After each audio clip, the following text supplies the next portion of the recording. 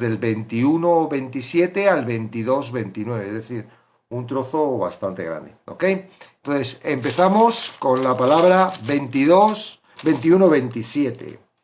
Dice, pero cuando estaba para cumplirse los 7 días, unos judíos de Asia, al verle en el templo, alborotaron a toda la multitud y le echaron mano, dando voces, varones israelitas, ayudad, este es el hombre que por todas partes enseña a todos contra el pueblo, la ley y este lugar, y además de esto ha metido a griegos en el templo, ha profanado este santo lugar, porque antes había visto con él en la ciudad, antes le habían visto con él en la ciudad a Trófimo de Efeso, a quien pensaban que Pablo había metido en el templo.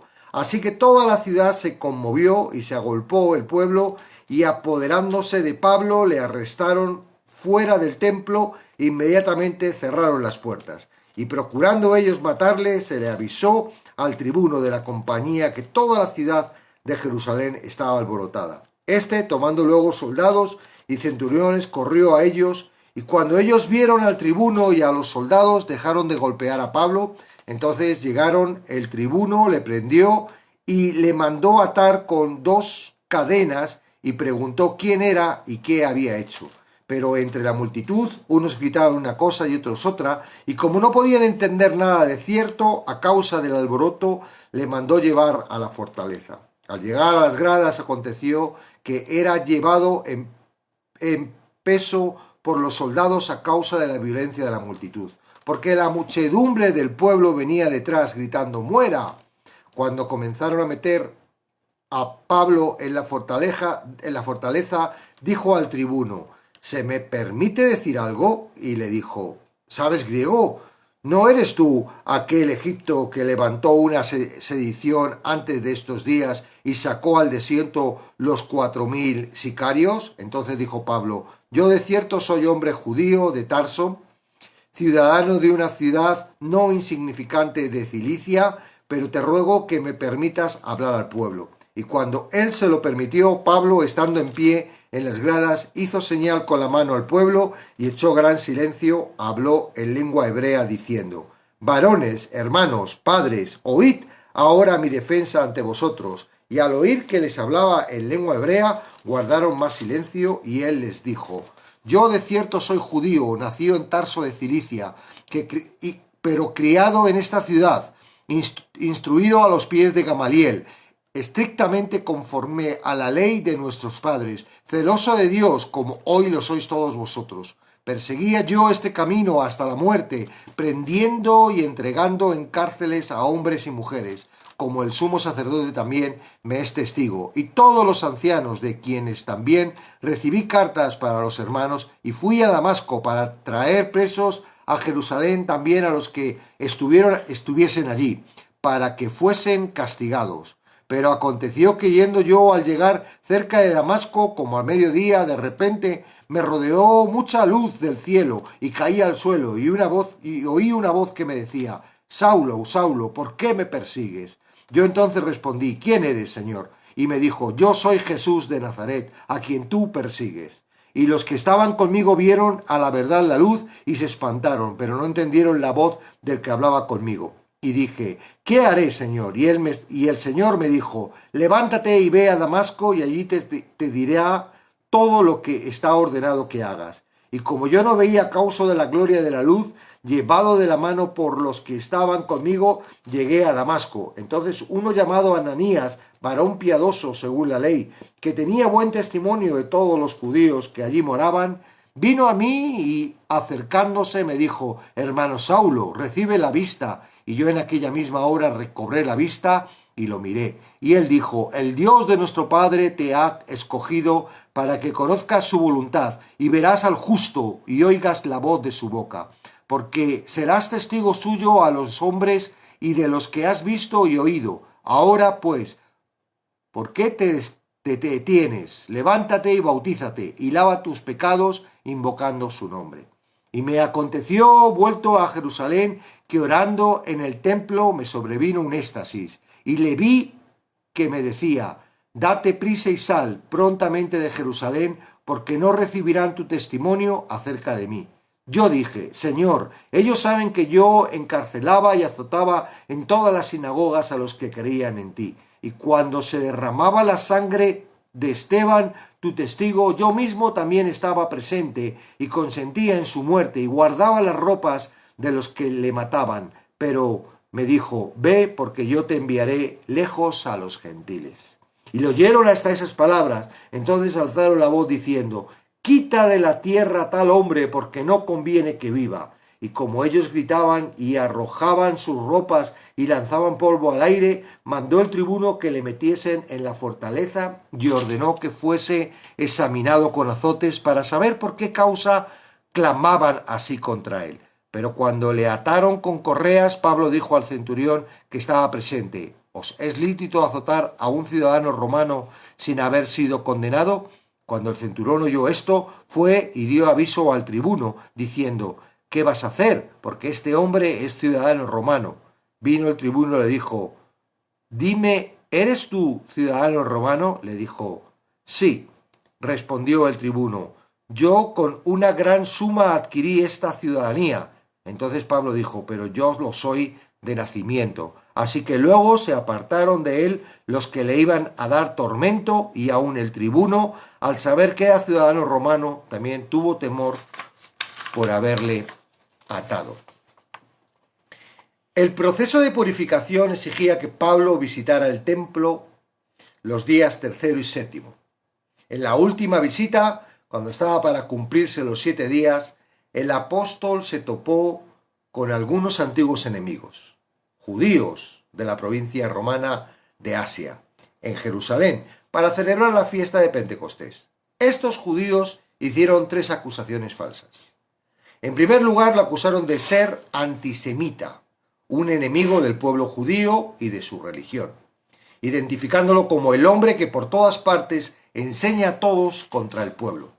Pero Pablo no era enemigo de los judíos, como lo aclara en Romanos 9 del 1 al 5 y del 10 al 1. En ninguna parte él enseñó a los judíos creyentes a abandonar sus costumbres, sino simplemente que a los gentiles no se les debía presionar a que las observaran. Una segunda acusación fue que Pablo se oponía a la ley. Esa, en particular, era una grave acusación en este ambiente, ya que el pueblo judío era especialmente celoso de la ley en Pentecostés. Acusarlo en este tiempo de enseñar contra la ley era un modo seguro de enfurecer a las multitudes.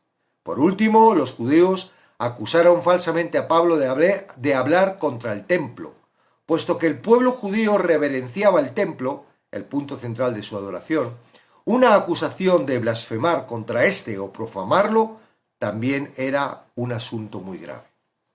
A fin de fortalecer estos cargos generales, los acusados de Pablo inventaron una acusación específica de introducir a un gentil en el templo, algo que era falso y absurdo, ya que en la entrada existía la advertencia: ningún gentil entrará entre el muro de separación y la muralla que rodea el templo, y todo el que sea atrapado será responsable ante sí mismo por su muerte subsiguiente. Pablo nunca habría puesto en peligro la vida de su amigo Trófimo. Falsas o no, las acusaciones se extendieron como reguero de pólvora. Todos querían proteger el lugar santo de tan gran profanador. Los guardias del templo sacaron del edificio a la turba frenética y luego cerraron las puertas para evitar que el asesinato de Pablo profanara el templo. A causa del celo religioso exacerbado por las falsas acusaciones de los judíos de Asia, la furiosa e irracional turba comenzó a golpear salvajemente al apóstol. Demasiado impacientes para arrastrarlo fuera de la ciudad, intentaron matarlo a golpes en el mismo lugar. Lo habrían logrado, pero Dios intervino providencialmente para proteger a su siervo. La ayuda llegó en la forma de soldados romanos.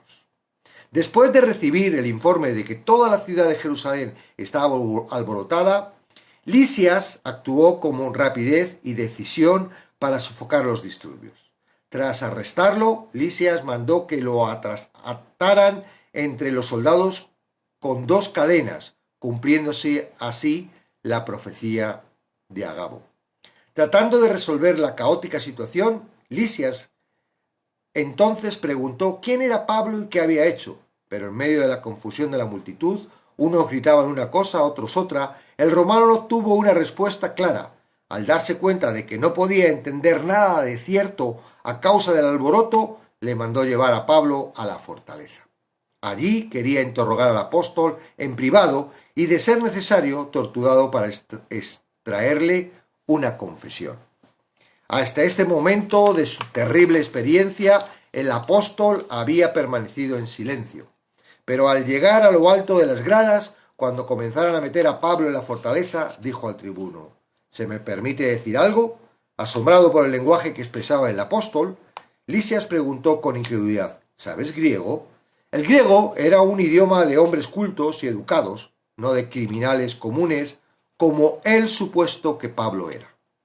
Después de identificarse ante Lisias, Pablo pidió valientemente permiso para hablar al pueblo, aunque golpeado, amoratado y encadenado, no pensó en su propia seguridad y comodidad. Al contrario, su apasionado deseo de ver a sus compatriotas salvados lo motivó a aprovechar la oportunidad de relatar su conversión a la multitud. La apología de Pablo, o discurso en defensa propia, es biográfica. Defendió tanto sus motivos, él no era antijudío, como sus acciones, actuó solo en sumisión a Dios. Este era un lugar extraño para su predicación, parado en las gradas, rodeado de soldados romanos, delante de la turba que intentaba matarlo. Comenzó a dirigirse a la multitud con palabras corteses y conciliadoras que recuerdan a Esteban. El testimonio de Pablo se puede dividir en tres secciones: conducta antes de su conversión, circunstancias de su conversión y comisión después de su conversión. Los miembros de la multitud oyeron a Pablo hasta estas palabras de que Dios lo había enviado a ministrar a los gentiles. Eso acabó con el interés de ellos, ya que no pudieron tolerar la sugerencia de que los gentiles se pudieran salvar sin convertirse primeramente en prosélitos judíos. Eso lo haría espiritualmente iguales al pueblo judío delante de Dios, la más flagrante herejía imaginable para la multitud. Llevados por la ira, ellos gritaban y arrojaban sus ropas y lanzaban polvo al aire. Puesto que el alboroto estallaba de nuevo y no se lograba dilucidar su causa, mandó el tribuno que metiesen otra vez a Pablo en la fortaleza. El hombre dejó en claro que su próximo paso para resolver la situación sería que fuera examinado con azotes, para saber por qué causa clamaban así contra él. Afortunadamente, los ciudadanos romanos estaban exentos de tan brutales métodos por las leyes de Valeriano y Porciano. Someter a un ciudadano romano al flagelo puede haber destruido la carrera militar de Lisias, o pudo haberle costado la vida. El descubrimiento de que Pablo era ciudadano romano produjo un cese inmediato de los procedimientos. Asustado por casi haber flagelado a un ciudadano romano, al instante Lisias ordenó a sus subordinados que soltaran a Pablo. Él también tuvo temor, porque era culpable de haber atado a un ciudadano romano sin un juicio preliminar, lo que también era ilegal. Por ahora, totalmente perplejo, decidió llevar a Pablo ante los jueces judíos, el concilio. La conducta de Pablo durante su terrible experiencia brinda un ejemplo para todos los creyentes de cómo dar testimonio positivo en circunstancias negativas. Se pueden observar varios principios. En primer lugar, el apóstol aceptó la situación como Dios la ordenó. Enfrentar persecución no le hizo ser infiel al plan divino. Segundo, Pablo usó sus circunstancias como una oportunidad. La multitud no se había congregado para oírle predicar, sino para golpearlo y matarlo. Sin embargo, él usó esa ocasión para anunciarles cómo el poder salvador de Dios le habían transformado la vida. Tercero, Pablo fue conciliador hacia sus perseguidores.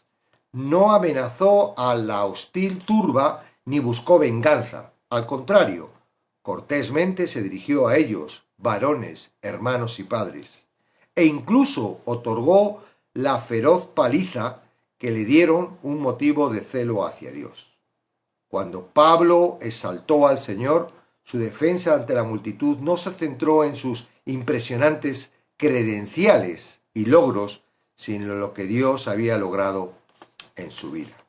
Por último, y lo más importante, Pablo mantuvo la actitud adecuada, amor desinteresado. Fue su amor por otros creyentes lo que le llevó a Jerusalén, a fin de entregar la ofrenda. Fue su amor por sus hermanos más débiles y su deseo por la unidad de la iglesia lo que le llevó al templo. Fue su amor por sus compatriotas no salvos lo que les llevó a evangelizar a la hostil multitud. Y fue su amor por Dios lo que motivó su amor por las personas e hizo que dieran la golpiza,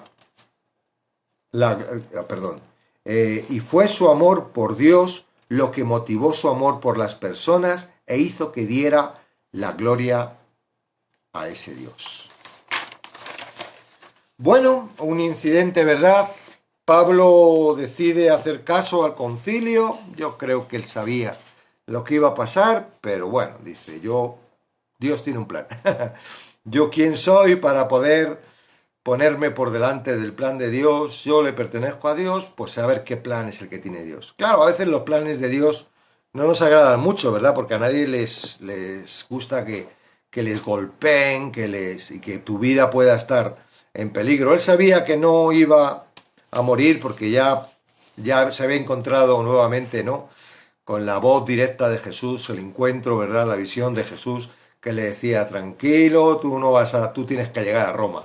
Entonces él sabía que no iba a morir, pero la verdad es que no tenía que ser muy agradable, ¿verdad?, que la gente estuviera pegándole una paliza allí hasta que llegaron los romanos. Entonces, me gusta, ¿verdad?, y acostumbro a explicar a las personas. A mí me lo dijeron en una ocasión y me ha sido muy útil a la hora de acercarme a la palabra, ¿no? Y digo que acostumbro a decir a las personas, ¿no?, que cuando lean la Biblia busquen el corazón de las personas, que analicen el corazón de los personajes o de las personas que aparecen en el texto. Porque es muy sencillo, ¿verdad? Con un texto como este, pues dice, es lo que le pasó a Pablo, estos judíos que estaban ahí, qué malos son, anda que liste a este y tal, o sea que los romanos, entonces verlo como un espectador y no introducirse dentro de la palabra, entonces no vas a saber lo que Dios quiere decirte, porque la Biblia es un espejo del corazón y si tú cuando te miras en el espejo no te ves tú, ves a otro, pues entonces no te va a servir mucho, ¿no? Uy, qué tío más feo ese que estoy viendo en el espejo, se podía peinar, se podía arreglar un poco, ¿no? Si eres tú. Entonces digo, hay que mirar el corazón, ¿no? Y podemos ver, ¿verdad?, distintos corazones. Vamos a ver primero el corazón de esta turba, de esta gente, ¿verdad?, celosa por Dios, porque en realidad ellos actuaban por celo, ¿verdad? Había un celo por Dios.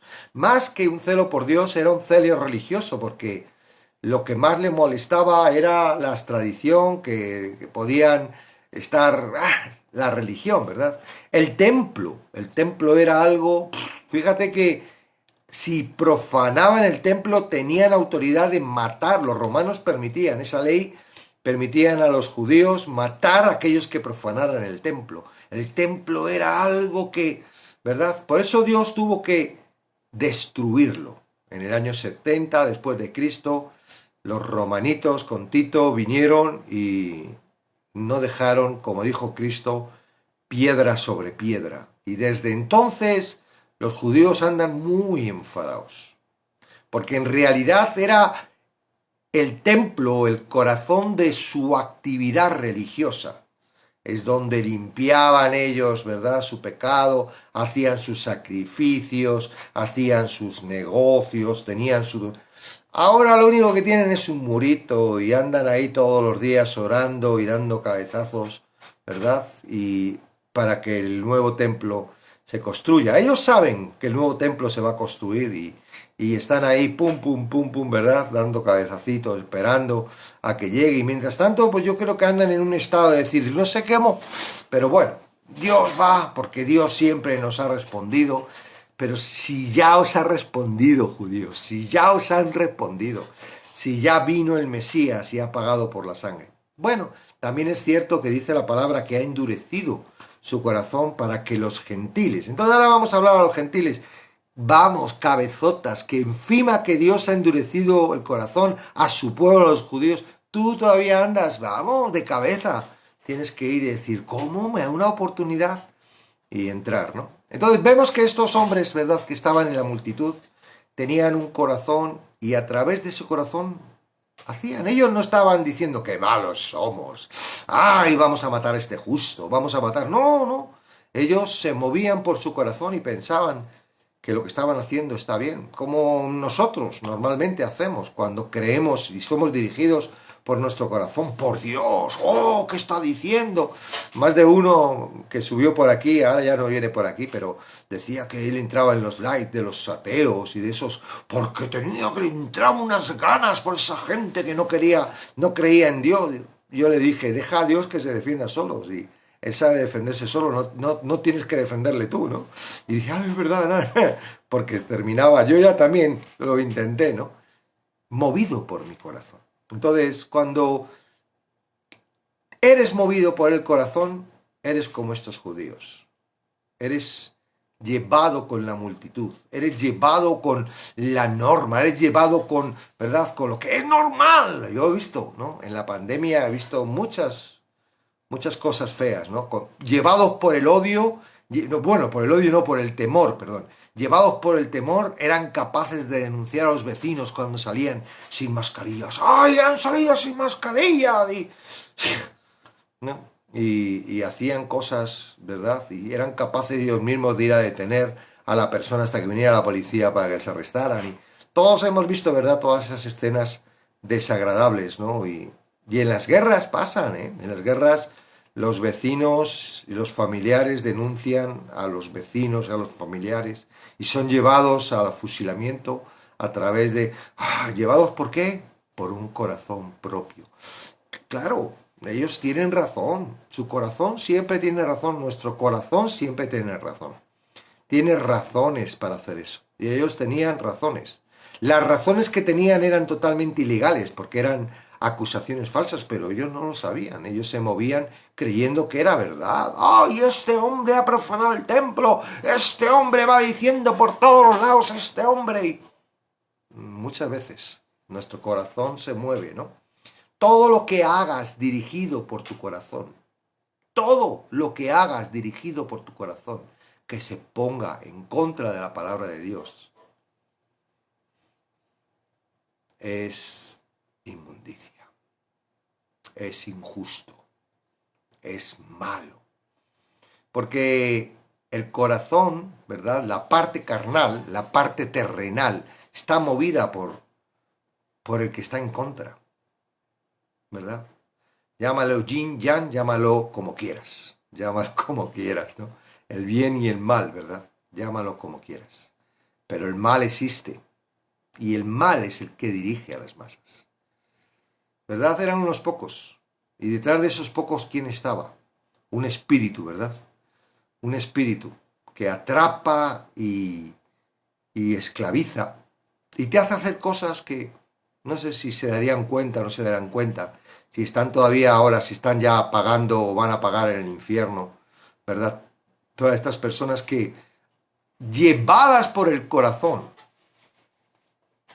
hicieron algo injusto. Era injusto, señores, y vosotros lo veis.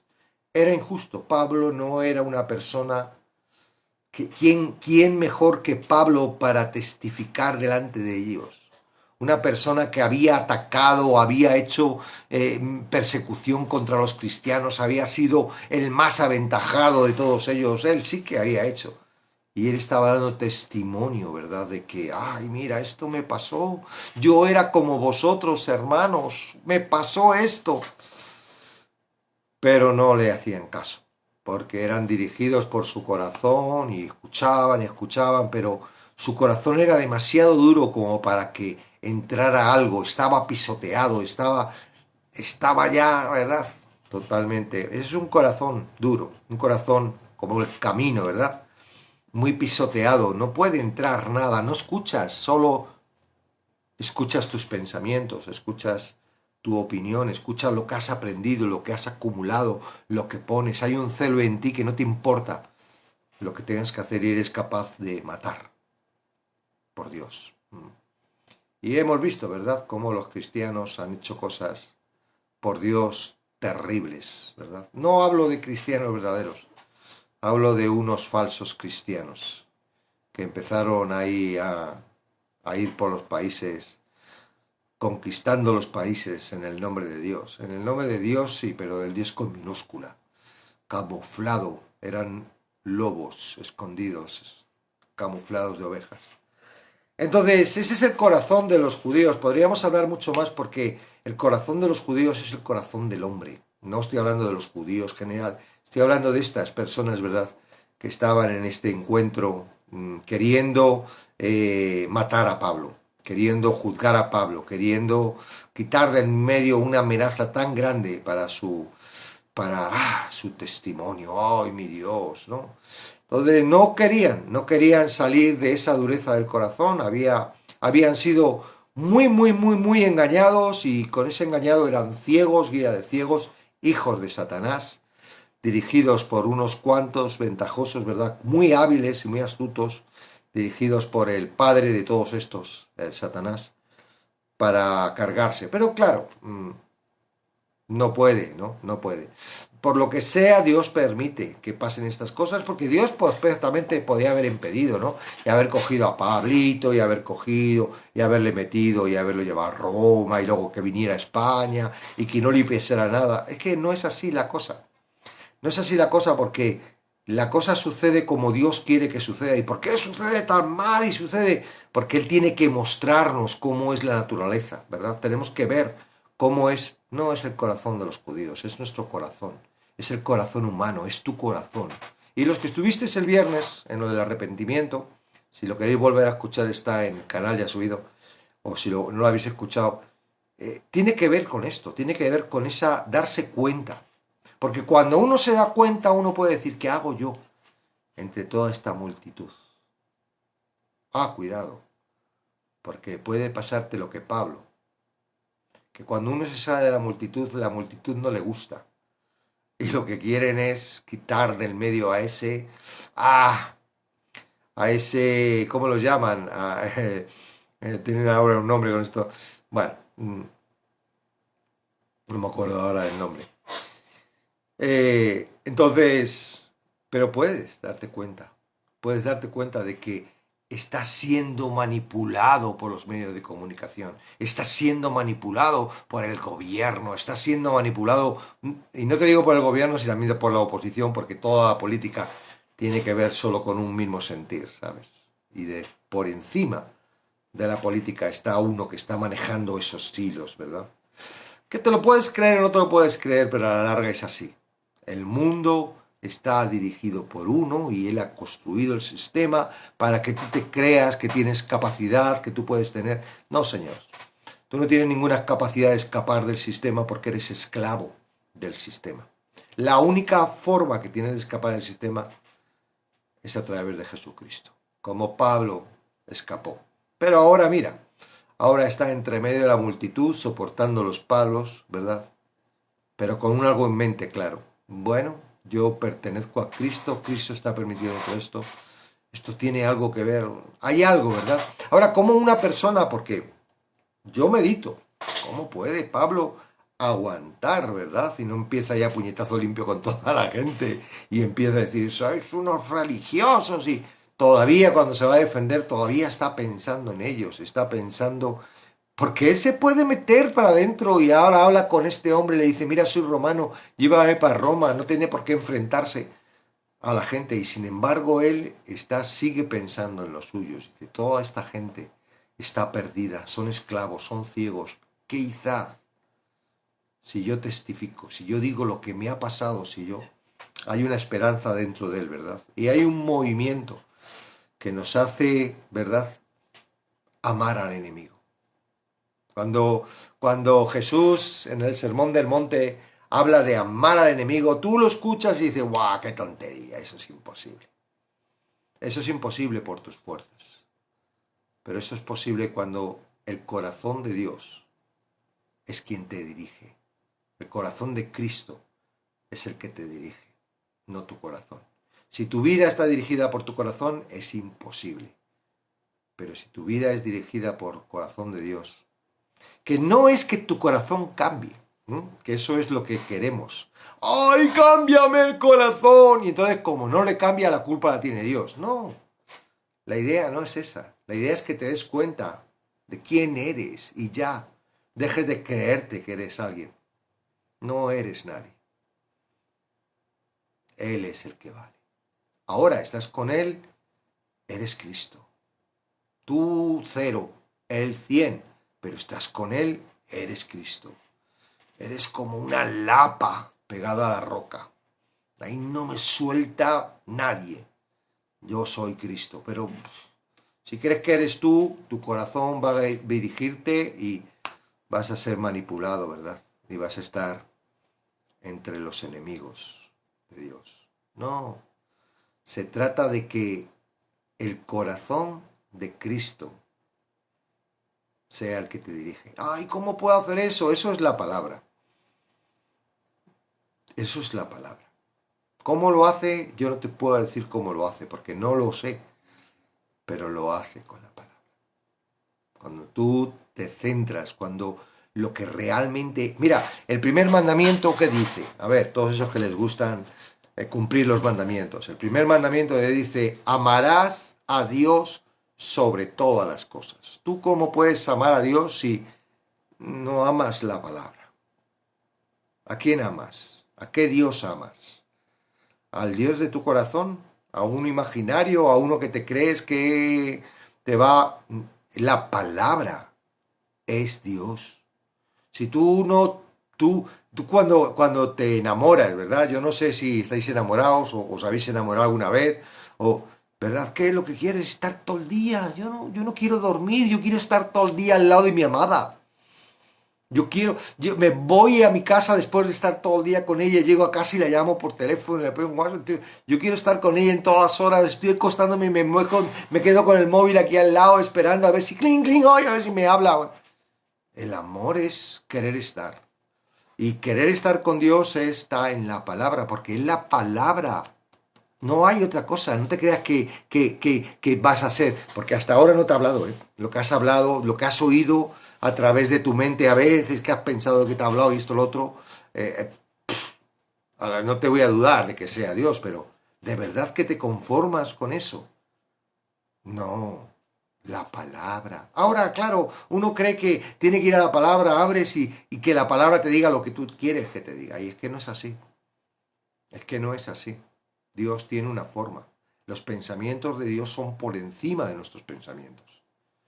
Tú no eres el que mandas aquí, porque tú no eres el sabio. Ya has caminado mucho tiempo con tu sabiduría, te has dado cuenta de dónde te dirigías. Ya te has dado cuenta de lo que es la sustancia de la sabiduría del bien y del mal. Ya te has dado cuenta, tienes esa sustancia, ese es tu corazón que te dirige y te lleva. ¿Tú crees que a través de tu corazón y tu mente, si no tuvieras la palabra, puedes llegar a algún sitio? A ninguno, a ninguno. Y algunos se conforman con la guía de la iglesia, pero no es la guía de la iglesia, es la guía de la palabra. La iglesia tiene que estar en la guía de la palabra, entonces juntos estamos. Pero es en la palabra, eso de la iglesia, ten cuidado, porque muchos pastores y muchas iglesias van por sus derroteros, están mirando el bolsillo y están mirando, y no lo digo que a la gana posta, pero porque están dirigidos por un corazón engañoso. Oh, yo soy el pastor de esta iglesia, qué bien, y no me estoy metiendo con nadie, de verdad, lo que quiero decir es que el corazón es muy engañoso.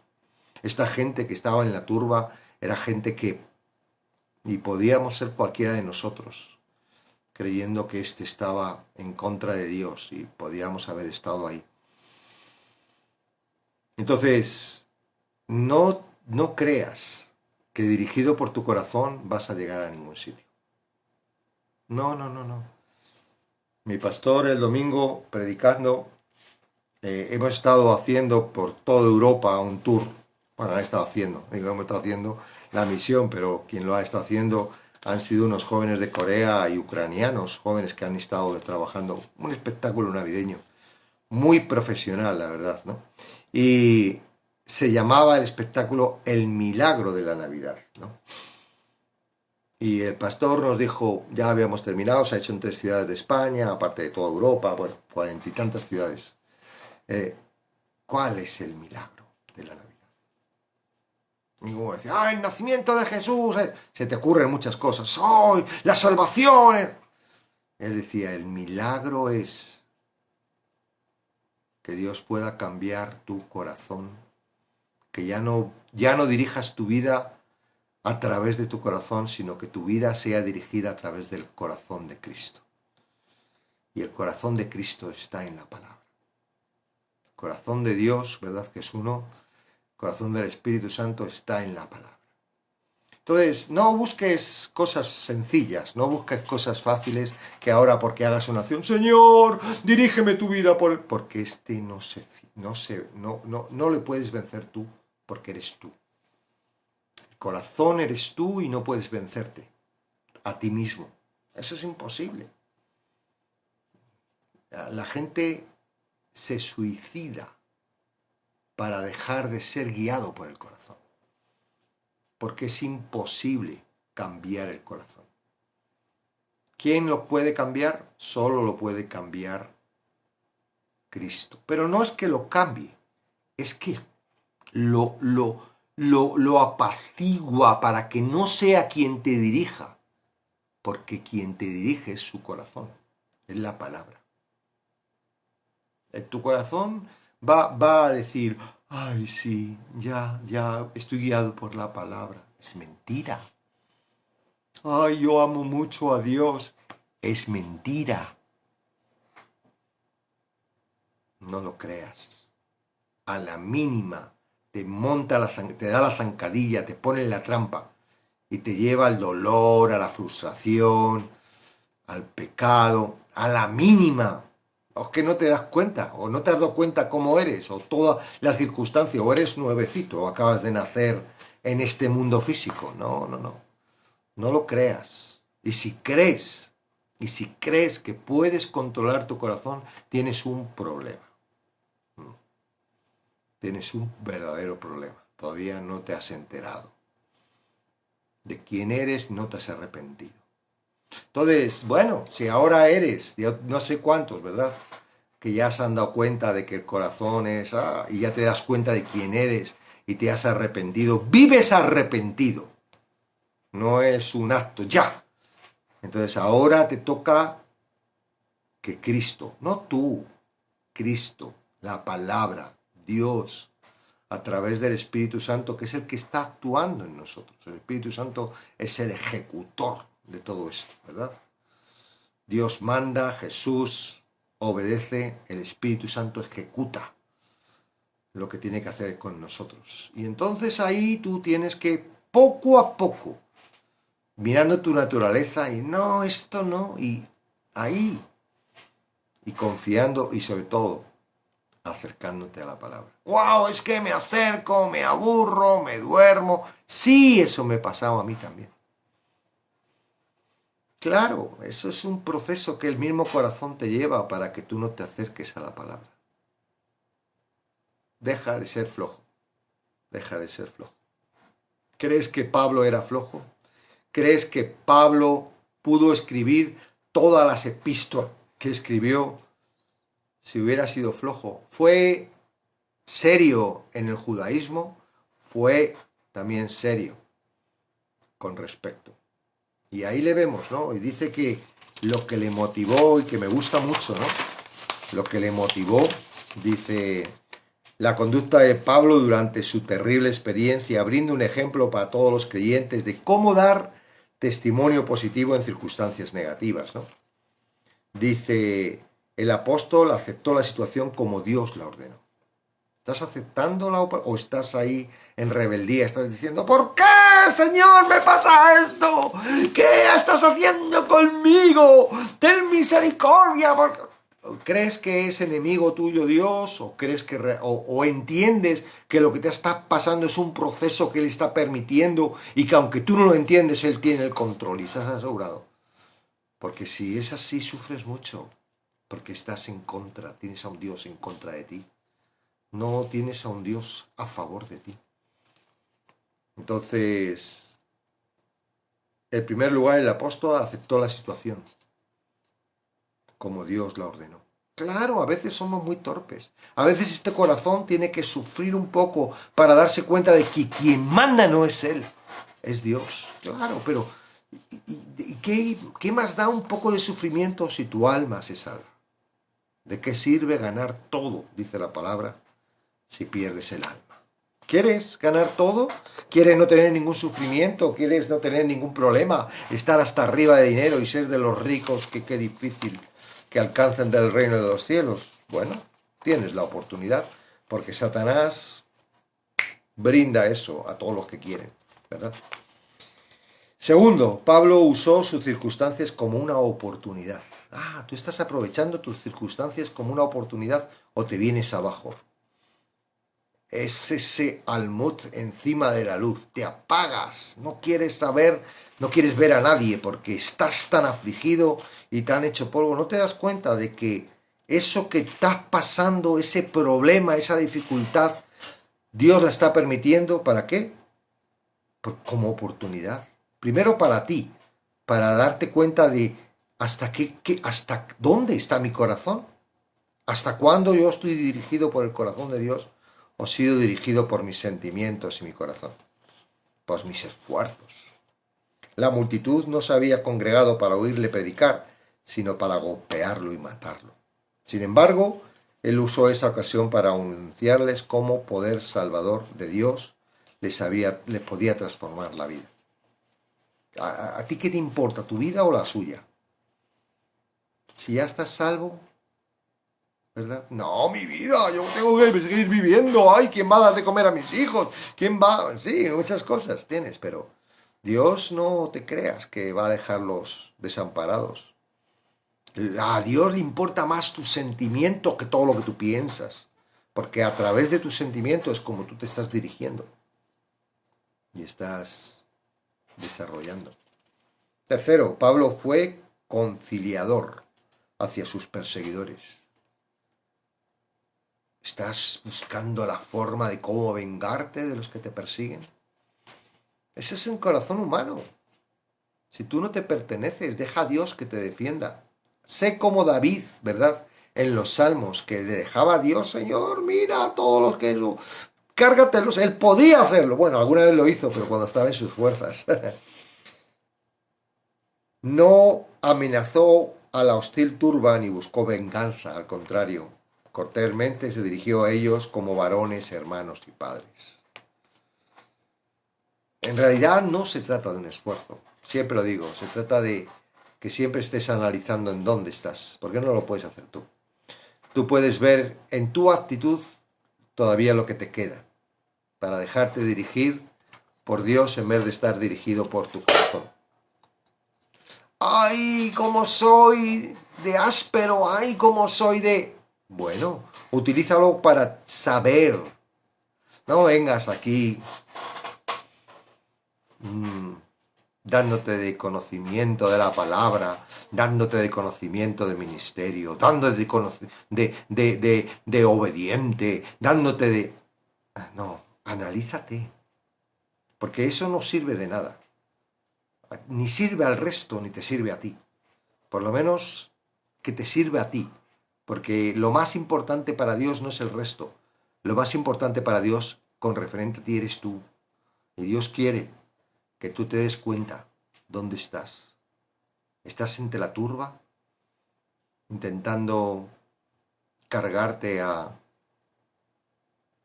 los que están predicando la palabra por celo por tu religión. Estás creyendo que tú tienes la razón del Evangelio y que todos los demás son herejes y necesitan Date cuenta dónde estás, porque no es tu razón. Lo más importante es dónde estás para conocer. Porque no eres tú, es Dios. Y por último, lo más importante, Pablo mantuvo la actitud adecuada. Amor desinteresado. Y digo, no puedes tú amar, pero sí te puedes dar cuenta si no amas. Si hoy sales de aquí diciendo, wow, me falta amar. Wow, ¿por qué no amo? Y no, uy, ¿cómo me voy a poner a amar? No, esa no es la actitud correcta. La actitud correcta es que te veas, que te analices, que sepas, que entiendas que este no es capaz de hacer las cosas que Dios te dice, porque no es a través de este cómo vas a hacer las cosas. Es a través de parar a este y empezar a creer la palabra, el corazón de Dios. ¿Mm? Entonces, fue su amor por sus hermanos más débiles y su deseo por la unidad en la iglesia que lo llevó al templo. A mí no me impresiona cuando la gente viene a contarnos los testimonios de lo que hace por los débiles, porque no es a mí quien tiene que impresionar, tiene que impresionar al débil. A los terceros, ¿qué vas? Oh, fíjate, lo que he hecho por Dios. No, te está estorbando, porque lo que has hecho por Dios es creer en que lo que ha hecho Él es lo que nos permite estar cerca de Él. Todo lo que colapse, que eclipse, eso es un peligro. Todo lo que, por ejemplo, el templo, ¿verdad? Para... Un segundito. Cariño, estoy en light. Luego te hablo, ¿vale? Perdona, te llamo luego. Vale, ok. Todo lo que el templo para los judíos era. Y Jesús dijo, destruir este templo y en 3 días yo lo levantaré. ¡Wow! ¿Cómo? Pues no está levantado. Sí, se está refiriendo a qué templo. Al templo de su cuerpo, ¿verdad? Está refiriéndose a qué templo. A la iglesia. Está refiriéndose a qué? A nosotros, porque tú eres, no tu cuerpo es templo del Espíritu. Es un ladrillo dentro del cuerpo, ¿verdad? De Cristo. Porque todos somos juntos el cuerpo. Entonces, templo. Yo soy templo, sí, porque soy un ladrillo dentro del templo del Espíritu. Entonces, no. Y para los judíos era, ¡ay, el templo, el templo! ¿Para nosotros qué es? ¿Qué sería para ti? ¡Ay, han maldecido a Dios! ¡Uy! Ha maldecido al Espíritu Santo, eso es imperdonable. ¿Qué sería para ti la ofensa, no? Entonces, para ellos, para los judíos, el templo, ¿verdad? Centro de su atención, centro de... Pero no lo veían, eran ciegos, guías de ciegos, y no lo ven. Y aún así, la religión, ¿verdad? A veces se nos convierte en un templo y nos somos guiados por la religión, por la iglesia, por el gobierno de la iglesia, por la estructura. Ay, yo es que soy tal, yo soy cual, yo soy de esta denominación, yo soy... Pues no. Y no vamos a criticar, pero tenemos que analizar dónde estamos a través de la palabra. ¿Amén? Entonces, 6:30, hasta aquí la palabra y ahora la reflexión. ¿Qué es lo que te motiva para seguir a Cristo? Y a través de esta pregunta vamos a seguir tratando y vamos a identificar, ¿verdad? Ese corazón que a veces nos está engañando y nos está haciendo creer que somos guiados a través de él a Cristo. Y eso es un error, porque no nos lleva a un estado, ¿verdad?, que somos capaces de matar por Cristo. Pero no es el sitio donde Dios quiere que estemos, ¿verdad? ¿Qué es lo que te motiva para seguir a Cristo?